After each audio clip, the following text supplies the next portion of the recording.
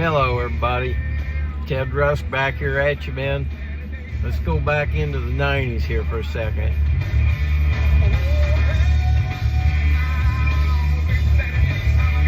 Pearl Jam, you remember them?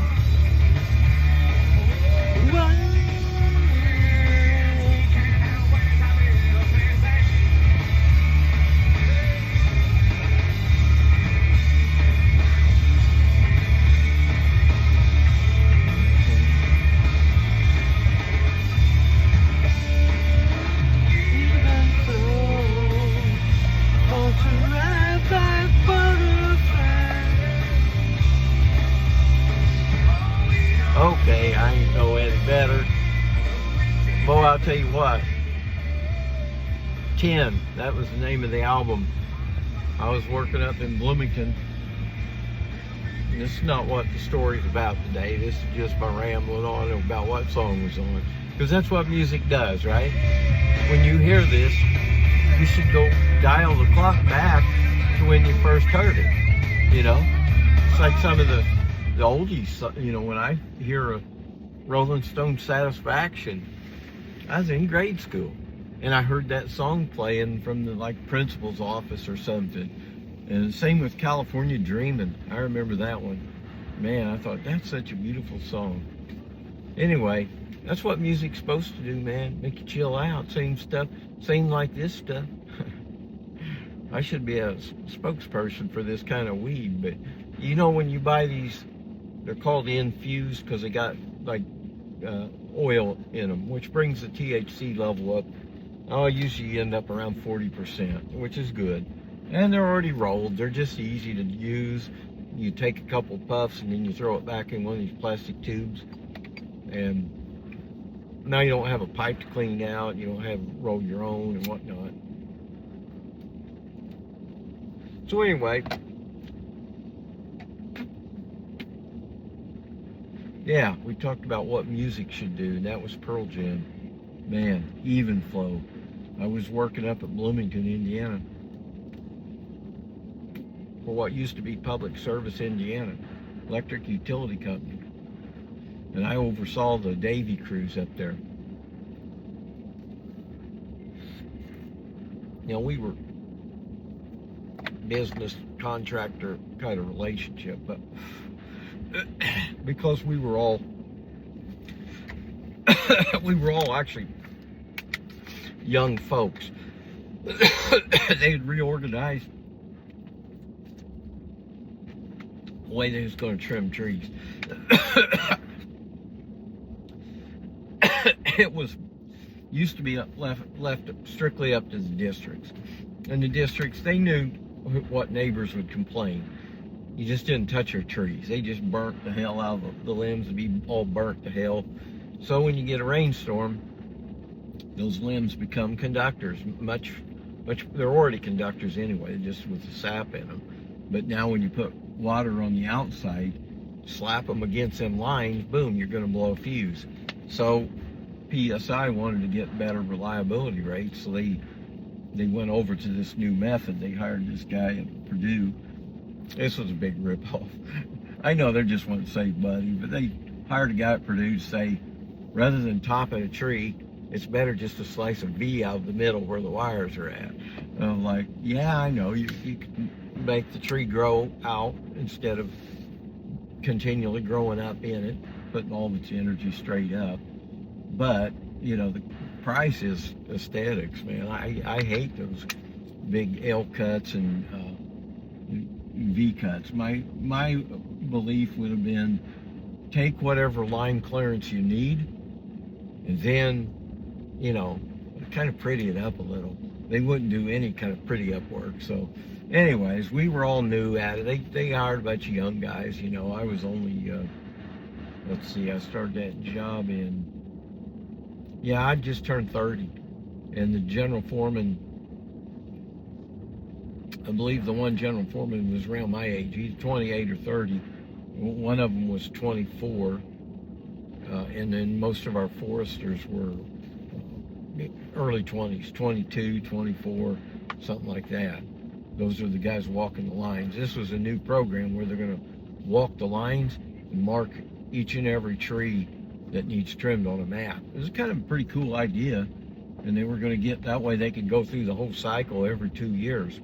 Because if you're only getting exactly what needs trimmed, then you're in good shape. So anyway, me and Davey,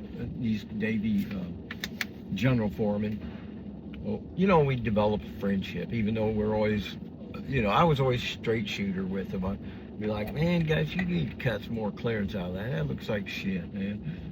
I'll go ahead and cut a couple limbs off the side and bill me for it, I said, I don't care. If it's going to save a big, nasty complaint, just cut it, bill it, we're cool. Because for $25, they're going to keep the customer happy. I'm like, I wouldn't round over a whole tree, and I definitely wouldn't skip any trees. That's one thing I never did. Compromise, yeah, if you're going to give me, half of what I'm really asking for, I'm willing to give you a little bit of what you're asking for. Cut a couple limbs here and there. Anyways, I got friends with those Davey guys, and we had a party over there in Columbus one time at one of the Foresters' places. And yeah, we was having a party, and the foreman come up to me, and he said, Tim, we got you a present here. And it was a Pearl Jam. Well, first he opened my front pocket and he dropped a joint in there, which that's welcome to the tree trimming industry. His bosses probably told him, go buy some fucking weed and give 10 a joint. He'll lay off our asses. And well, did it help? I don't know. I kind of learned a lesson. If I wasn't quite as critical, if we were getting, overall getting 3/4 of the clearance that I would really want, I'm okay with that, as long as you don't miss stuff. Or, fraudulate the maps, like some cases they found, where they mark down removals and whatnot. And, what was it? They had like 10 removals on there in this pole span. And you can go out there in that pole span, you can't find any stumps or any grinding bits or anything. So, anyways, those guys gave me that 10, and that's how I got introduced to Pearl Jam. Pretty cool band. That's one of those albums when I listen to it, it's kind of like The Dark Side of the Moon. When I listen to certain albums, I got to go the full album, and usually just the way it came out originally. So, Pearl Jam, yeah, they've earned that status with me. So, anyways, 8 minutes on, and we haven't even got into the subject matter today, which is totally okay with me, because I always say my show, I want it to be more like a phone call to your best friend, but you're just rambling on. What the hell you been doing? Oh, not much. I was over at Larry's today, just helping him mow his yard and get it all trimmed up for the holidays, cookout and whatnot. You know how it goes, goddamn it. It's like, be laid back, that's what I'm saying. I'm all about being laid back. And since I can't take more about 2 tokes of this at a time, because it does make you cough a lot more, a lot harder than regular weed. But the 2 tokes you just took,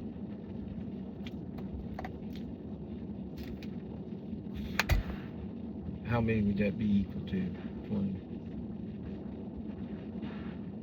Well, they're bigger tokes than out of, say, one of those glass one-hitter things that I usually was toking out. Those are they're hard to get a good draw out of. That's the only disadvantage to them. Pearl Jam and Good Government. How's that sound? That'll be the title of this video when I post it, okay? Good Government. Let me tell you about Good Government. We'll roll the clock back here at about 19. Well, actually, the story is about the late 1970s. Jimmy Carter was president. The economy was starting to suck pretty bad. And there's a lot of young, especially men, but young men and women, young people basically, that were out of work. They couldn't find jobs. The older already still had their jobs, and things were fairly stable. But there's been a few generations where the job creation wasn't enough to absorb the what would you call it, the turning of adults. There's not enough. All the people that turn 18 in one year and or graduate high school, usually at 18, there's not jobs waiting for them like there had been. I mean, if you were lucky enough to graduate after World War II, I mean, the best thing you could have been is turning 18 in 1946. You would have been, you just say, I don't want to go to college. Don't go to college, man. You're going to make a lot of money just out there working. So, anyway, there was a different mindset back in the day. Okay, again, this is called good government at work, okay? The year was not late 1970s. The program was called CETA, C-E-T-A. I don't know what it stood for, but that's what everybody knew it as. And my best friend ever, Carl Myers, he passed away about a year ago, and he was the one that taught me a lot about politics. In fact, when I told him I was going to register, Carl said, register for the service, because we're the first generation that had to register for the draft again. And when we turned 18, 18 is, I think, in February of 81. And Carl's telling me back in 80, the fall of 80, he's telling me that you got to do that. That's by law. But you don't need to register to vote. And I said, oh yeah, my mom and dad, they always said you got to vote and you got to do this and that. And he said, why would you vote? He said, probably one of the stupidest things you could do is vote. He said, look at it. All the politicians are crooked. They're all corrupt. They're all the same, regardless of what party they're in. And I'm like, I'm a 17-year-old kid listening to this shit. And I'm like, holy smoke. Okay. Well, I took that with me. It took me a little longer to learn it, but yeah, here I am now. I'm telling you the story. Anyways, Carl, we got talking one time about that. I said, Carl, won't you tell me about that CETA program? That was a federal government program. And he's like, yeah, that was the federal government under Jimmy Carter. And he said they paid us, it was only like minimum wage, or, like maybe if you ran a crew, you're just going to get over minimum. But it was basically minimum wage, but, and I don't know about the hours either. It probably was at least 25 hours a week, and it might have been 40, a straight 40. The whole intent was to give these, especially young men, but women were in the workforce also now, so it's like men and women could go out and do things in the community and get paid. So the federal government was paying the bills and giving my buddy Carl a check, every week. He got a big fat check, man, and it's party time. I said, well, what was your work day like? He said, well, we were clearing up along the railroad tracks up by our high school, North Davis High School. There's a place called the Wabash Erie Canal. That was a canal built long ago to get down to the Wabash River, and or White River, or wherever the hell it was going. But anyways, they were back there clearing brush. I don't really know, why they needed to clear the brush, other than just clean it up and make it look good. And they're just looking for something for these kids to do. You don't want to just give them a bunch of, stuff and nothing to do, just stand around. Give them a project. You guys going to cut these 3 trees down today, saw them all up in firewood links for people to pick up, and then throw all the brush on a pile, and then we'll light her up tomorrow while we're here cutting more trees. Something like that. So they're doing something. I said, well, what was that like then, Carl? Well, we cut down a few trees, and then our crew leader would have us take a break, and and then get a bag of weed out, we'd smoke weed. And I said, really? And he's like, oh yeah, the crew leader was in charge of bringing the weed. And then the other crew leader that worked with us was in charge of bringing the beer on ice. So that like in the afternoon when it was about quitting time, we just knocked off a little early and we sat around and drank a couple beers together. And I said, you know, I can't think of a more perfect government program than to pay a bunch of friends to get together, accomplish something, smoke weed, and drink beer all together. Okay? Now, I'm not a big fan of alcohol and chainsaws in the tree industry that I've been in most of my life. I can tell you this. This is where you notice a remarkable difference between weed and alcohol. Alcohol, I always said, was one of these where you think you're walking straight, you think you're doing good, but you're really wobbling and weaving and shit, and people can notice.